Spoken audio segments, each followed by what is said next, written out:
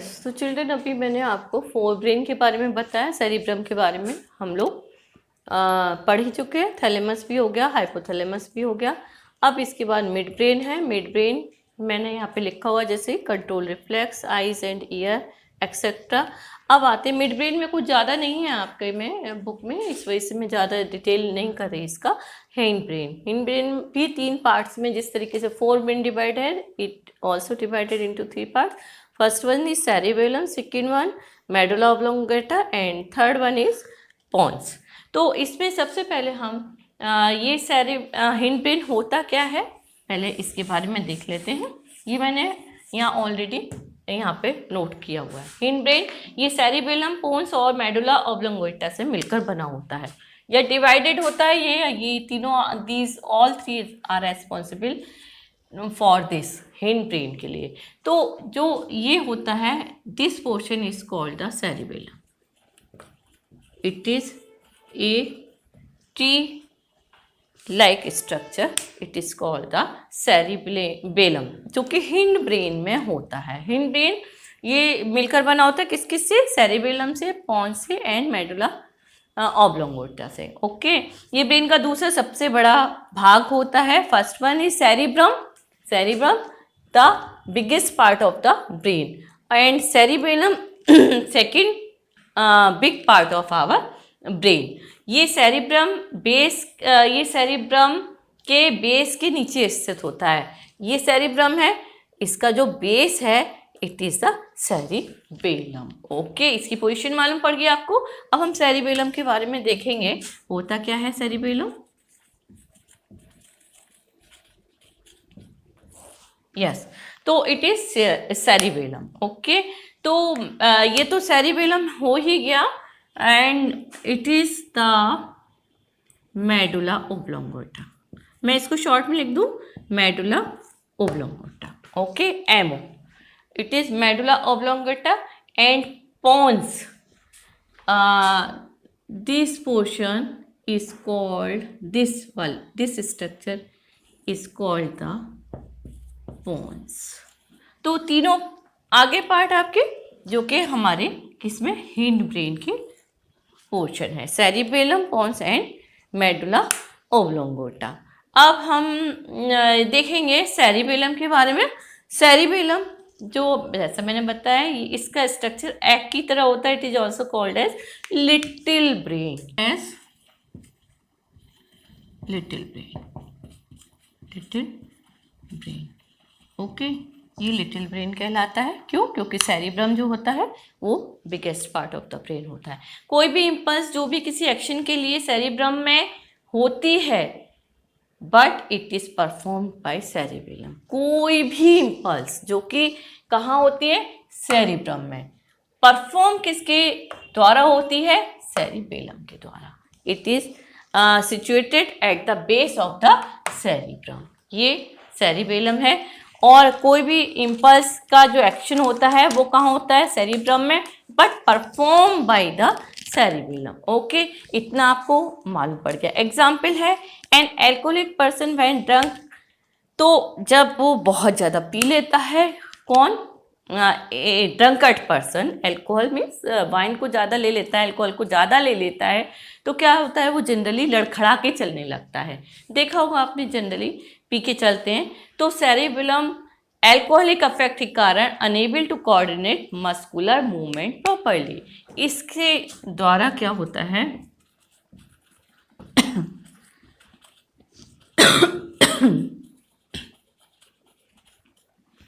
Muscular movement held properly.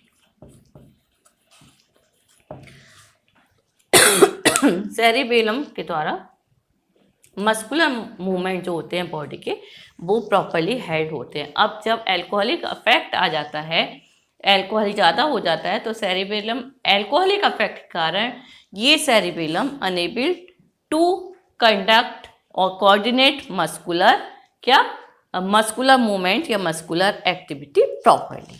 तो सबसे पहले असर कहाँ पड़ता है, सेरिबेलम का काम है मस्कुलर एक्टिविटी को प्रॉपर्ली हेल्ड करना, but it was unable or it will be unable when an alcoholic person drunk more alcohol, तो due to cerebellum alcoholic affect के कारण जो मस्कुलर हमारे मूवमेंट हैं वो कोऑर्डिनेट सही तरीके से नहीं कर पाते। Okay, second one is medulla oblongata, इसी का पार्ट है, मैं इसको एमओ लिख देती हूँ, यहाँ भी मैंने एमओ ही लिखा है, it is medulla oblongata. Okay, तो कंफ्यूज मत होइएगा।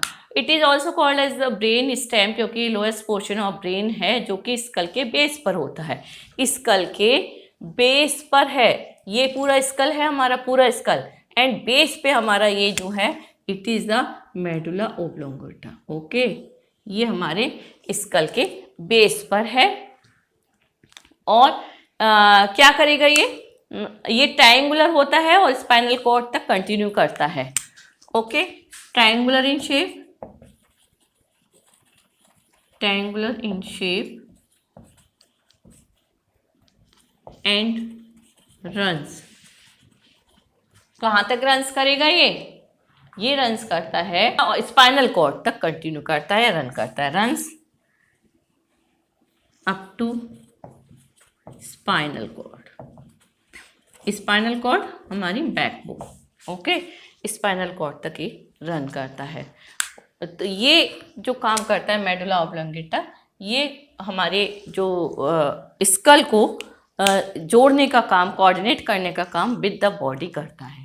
ओके, तो ये हमारी क्या है, स्पाइनल कॉर्ड, और ये ब्रेन और स्पाइनल कॉर्ड को जोड़ता है। इसका मेन काम क्या है, स्पाइनल कॉर्ड तक जाता है और ब्रेन और स्पाइनल कॉर्ड को आपस में जोड़ता है। फंक्शन, ये इनवॉलंटरी एक्शन को कंट्रोल करता है, such as breathing, heartbeat, ये control, it control involuntary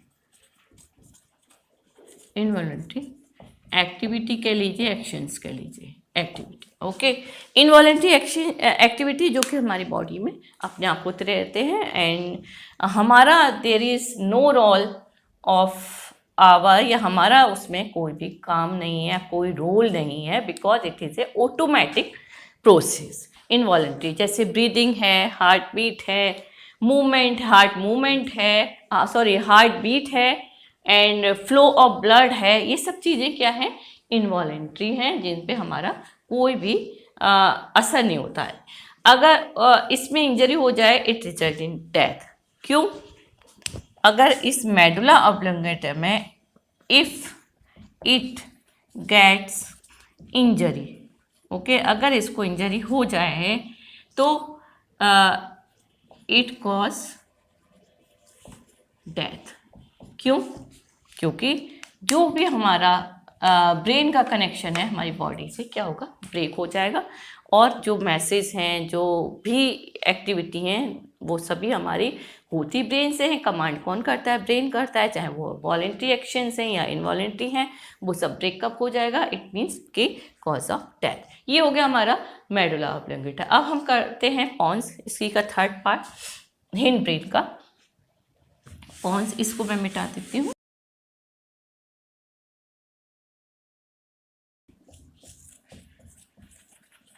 okay, third one इसका हिंड ब्रेन का ही पोर्शन है, ये पॉन्स है। ये ब्रेन के सेंटर में होता है एंड बिलो द सेरिबेलम, ये एक हेमीस्फेयर से इम्पल्स को कैरी करता है दूसरे हेमीस्फेयर तक। इसका क्या काम होता है? ट्रांसफर